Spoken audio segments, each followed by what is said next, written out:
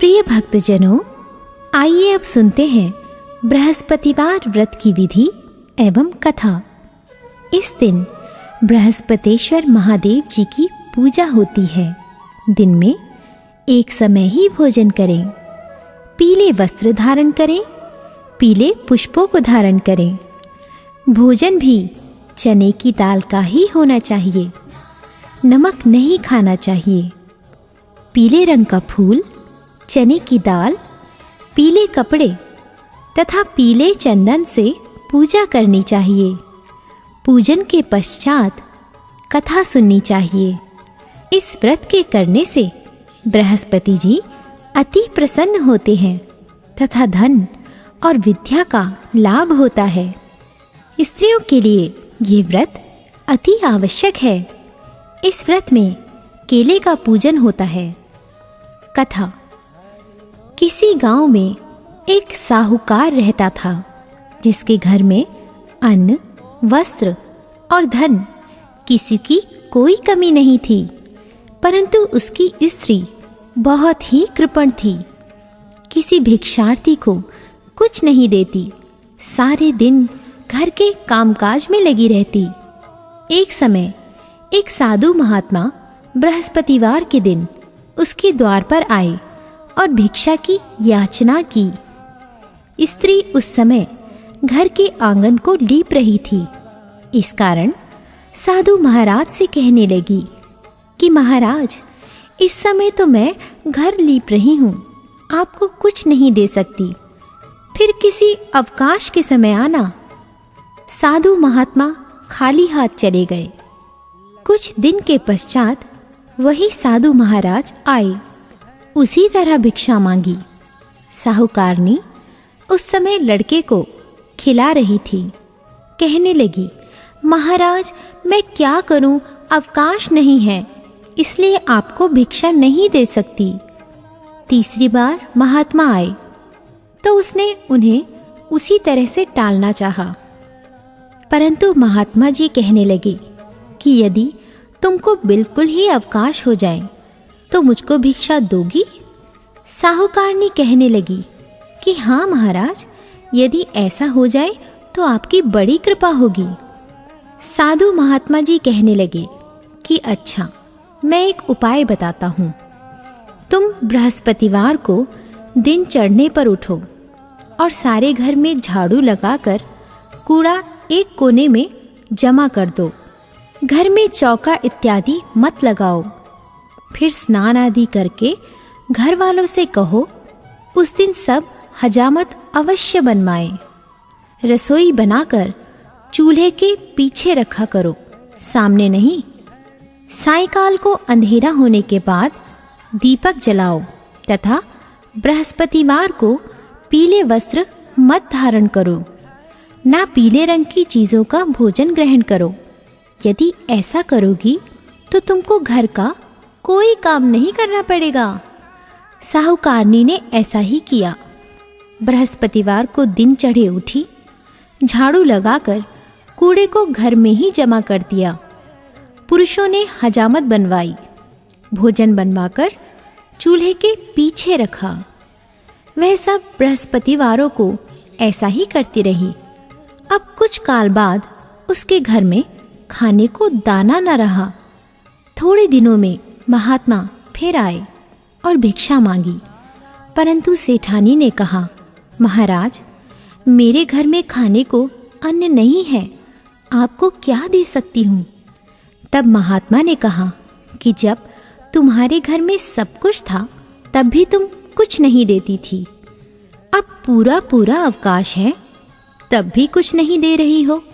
तुम क्या चाहती हो वह कहो।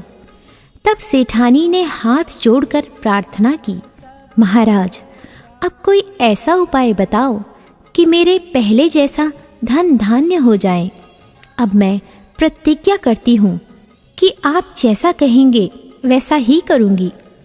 तब महात्मा जी ने कहा, बृहस्पतिवार को प्रातःकाल उठकर स्नानादि से निवृत्त होकर घर को गौ के गोबर से लीपो तथा घर के पुरुष हजामत ना बनवाए।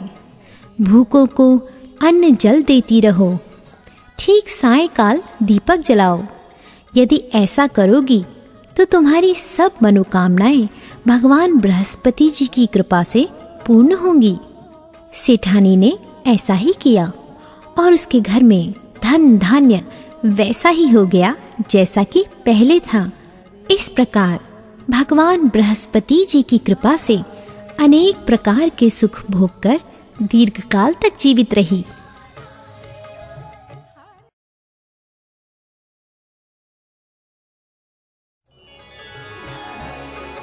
प्रिय भक्तजनों, आइए अब सुनते हैं बृहस्पतिवार की दूसरी कथा। एक दिन इंद्र बड़े अहंकार से अपने सिंहासन पर बैठे थे और बहुत से देवता, ऋषि, गंधर्व, किन्नर आदि सभी सभा में उपस्थित थे। जिस समय बृहस्पति जी वहां पर आए तो सबके सब उनके सम्मान के लिए खड़े हो गए, परंतु इंद्र गर्व के मारे खड़ा ना हुआ, यद्यपि वह सदैव उनका आदर किया करता था।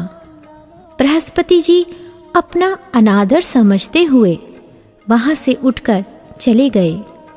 तब इंद्र को बड़ा शोक हुआ कि देखो, मैंने गुरुजी का अनादर कर दिया, मुझसे बड़ी भारी भूल हो गई। गुरुजी के आशीर्वाद से ही मुझको यह वैभव मिला है। उनके क्रोध से यह सब नष्ट हो जाएगा, इसलिए उनके पास जाकर उनसे क्षमा मांगनी चाहिए, जिससे उनका क्रोध शांत हो जाए और मेरा कल्याण हो। ऐसा विचार कर इंद्र उनके स्थान पर गए। जब बृहस्पति जी ने अपने योग बल से यह जान लिया कि इंद्र क्षमा मांगने के लिए आ रहा है, तब क्रोधवश उनसे भेंट करना उचित ना समझकर अंतर्ध्यान हो गए। जब इंद्र ने बृहस्पति जी को घर पर न देखा, तब निराश होकर लौट आए।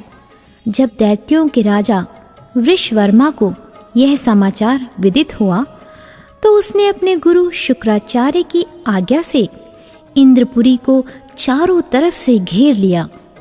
गुरु की कृपा न होने के कारण देवता हारने व मार खाने लगे। तब उन्होंने ब्रह्मा जी को विनयपूर्वक सब वृतांत सुनाया और कहा कि महाराज, दैत्यों से किसी प्रकार हमें बचाइए। तब ब्रह्मा जी कहने लगे कि तुमने बड़ा अपराध किया है, जो गुरुदेव को क्रोधित किया। अब तुम्हारा कल्याण इसी में हो सकता है। त्वष्टा ब्राह्मण का पुत्र विश्वरूपा बड़ा तपस्वी और ज्ञानी है, उसे अपना पुरोहित बनाओ तो तुम्हारा कल्याण हो सकता है। ये वचन सुनते ही इंद्र त्वष्टा के पास गए और बड़े विनीत भाव से त्वष्टा से कहने लगे कि आप हमारे पुरोहित बनिए, जिससे हमारा कल्याण हो। तब त्वष्टा ने उत्तर दिया कि पुरोहित बनने से तपोबल घट जाता है, परंतु तुम बहुत विनती करते हो, इसलिए मेरा पुत्र विश्वरूपा पुरोहित बनकर तुम्हारी रक्षा करेगा। विश्वरूपा ने पिता की आज्ञा से पुरोहित बनकर ऐसा यत्न किया कि हरि इच्छा से इंद्र वृषवर्मा को युद्ध में जीतकर अपने इंद्रासन पर स्थित हुआ। विश्वरूपा के 3 मुख थे। एक मुख से वह सोमपल्ली लता का रस निकाल पीते थे, दूसरे मुख से वह मदिरा पीते और तीसरे मुख से अन्नादि भोजन करते। इंद्र ने कुछ दिनों उपरांत कहा कि मैं आपकी कृपा से यज्ञ करना चाहता हूँ। जब विश्वरूपा की आज्ञानुसार यज्ञ प्रारंभ हो गया, तब एक दैत्य ने विश्वरूपा से कहा कि तुम्हारी माता दैत्य की कन्या है, इस कारण हमारे कल्याण के निमित्त एक आहुति दैत्य के नाम पर भी दे दीजिए तो अति उत्तम हो। विश्वरूपा उस दैत्य का कहा मानकर आहुति देते समय दैत्य नाम भी धीरे धीरे से लेने लगे। इसी कारण यज्ञ करने से देवताओं का तेज नहीं बढ़ा। इंद्र ने यह वृतांत जानते ही क्रोधित होकर विश्वरूपा के 3 सिर काट डाले मद्यपान करने से भंवरा, सोमपल्ली पीने से कबूतर और अन्न खाने के मुख से तीतर बना। विश्वरूपा के मरते ही इंद्र का स्वरूप ब्रह्म हत्या के प्रभाव से बदल गया।